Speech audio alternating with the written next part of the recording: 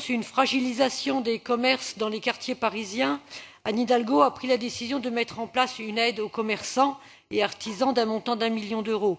Cela se traduit par une exonération de taxes et d'un fonds d'urgence. Si cette décision est saluée dans notre hémicycle, car elle apporte une réponse réactive en termes de communication, je me permets de dire que le malaise des commerçants et des artisans est très profond et j'ai l'occasion de les entendre régulièrement. Je les connais bien puisque je les côtoie fréquemment en tant que présidente de la CEMA-Est.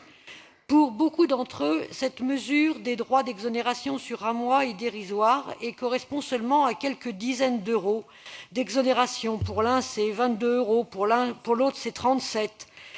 Donc, tout au long de la mandature, les commerçants ont eu particulièrement des soucis, et je veux particulièrement parler des commerçants de l'Est parisien qui ont eu les conséquences des attentats, qui ont aussi les lenteurs des travaux des grandes places d'aménagement de l'espace public, qui ont aujourd'hui particulièrement des pollutions dues aux travaux. Et pour eux, les mois de décembre et janvier ont encore un peu plus fragilisé leur trésorerie. L'appel lancé en décembre aux Parisiens et Parisiennes de soutien aux commerçants et artisans de proximité était nécessaire, mais cet appel ne doit pas être ponctuel. Il doit s'inscrire dans une réelle politique de soutien au commerce tout au long de l'année.